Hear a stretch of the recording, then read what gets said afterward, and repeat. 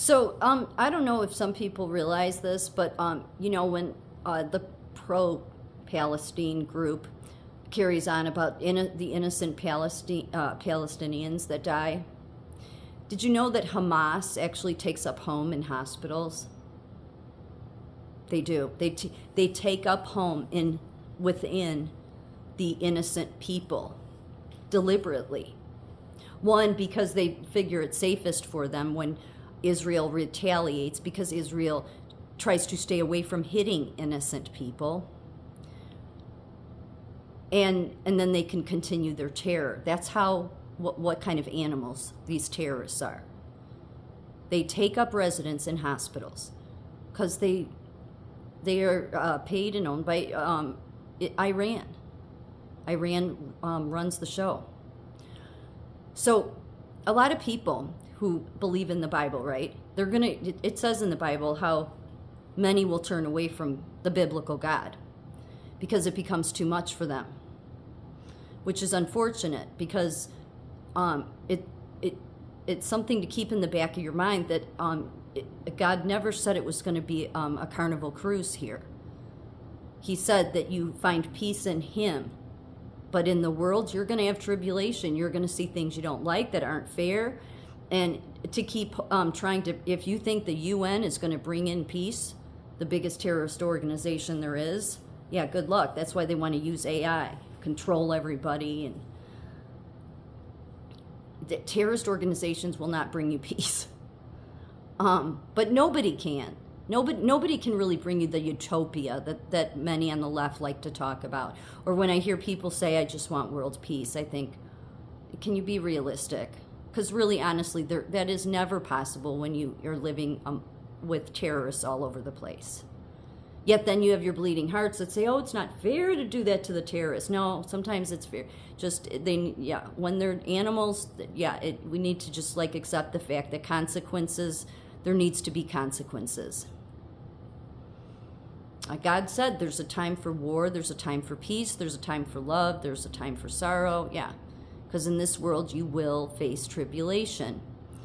But take heart, He has overcome the world. So many people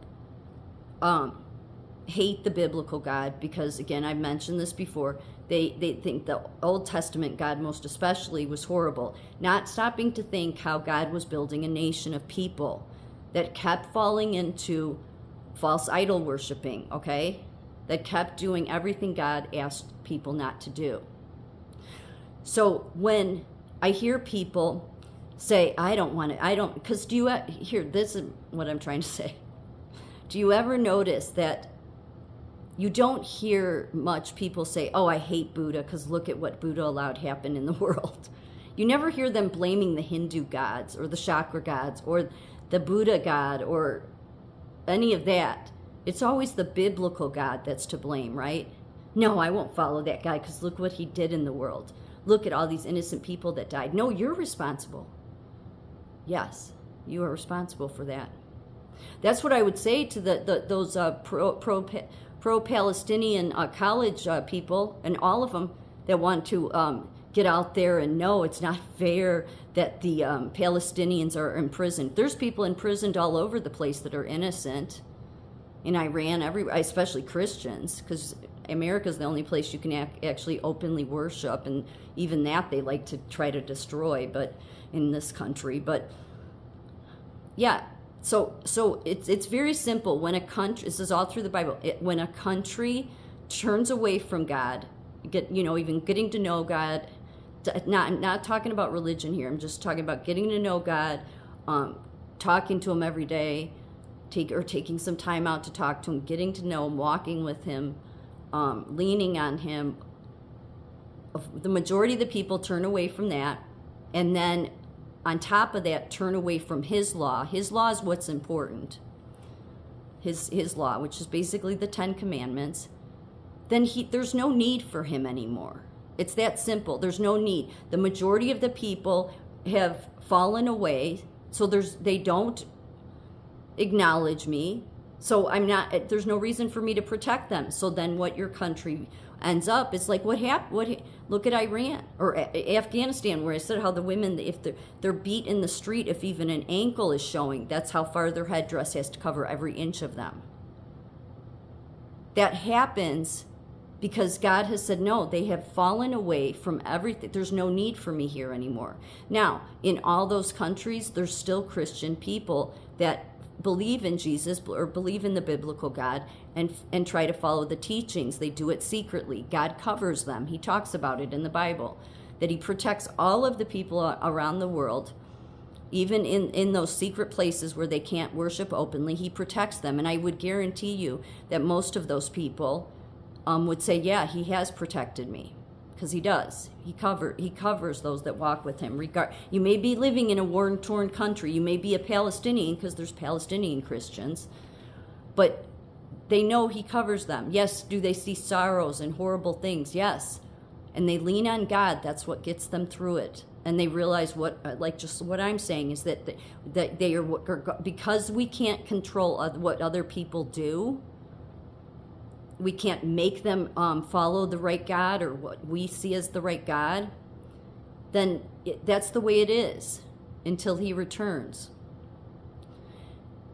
So for the people that say, no, I hate the biblical God because look what he did. No, you did it. You did it. Because the most biggest thing that God gave was free will. And again, I've said it before, when we fail to do our job, when we look away from what we shouldn't, when we aren't honest, even with white lies, then what ends up happening is this slow roll into a path to where you can easily end up as a country that's being governed like Iran. Now, God willing, that doesn't happen. But, we've got a window here that maybe people will get on the right track. Because that's ultimately why you end up seeing more freedoms lost. It's why you see more crisis, more disaster, more unhappiness, is because God is no longer looking over your country, protecting you. That's the agreement. That's the covenant. That's the agreement we make with him. And so if people want to, blame him, it's like, no, I would say to those pro-Palestinian marchers that want to say, no, I'm for freeing Palestine. I would say, well, then it's your fault that they're not free. It's not Israel's fault. It's your fault. It's your fault. Yeah, because the best way for them to be free is, turn to the biblical God. But you can't force that on people. I'm just saying that that really is the answer. It isn't going and joining some group and where you're outright marching and chanting shit that Hitler did. Okay, that's way far away from the biblical God.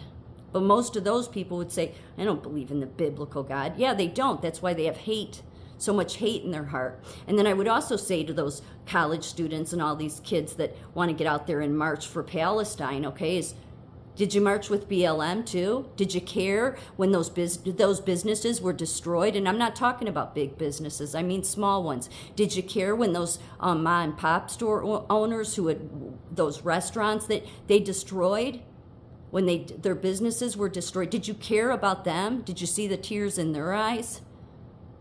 I bet not. So maybe you should, check yourself when you want to carry on that you're standing up for the Palestinian innocent people. Because everywhere there's destruction, because there's terrorists and there's people that fall away from really following just basic teaching. It's not like God asked a whole lot from us, really. But that's how you get here. And for all these people that say Israel killed all these innocent people, how are they supposed to get the terrorists?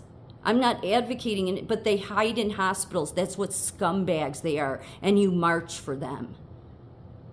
It's so we should just let it go, or Israel should let it go and let themselves be annihilated and their babies killed because it's uncomfortable for you with the Palestinians.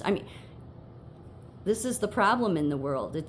There's some basic things here that people should realize, and that's man always wants to follow his own way, right? Wants to be his own God, and never realize, no, there's a God much greater than us. And if more people turn to that God, then I guarantee you more Palestinians and other people around the world would live.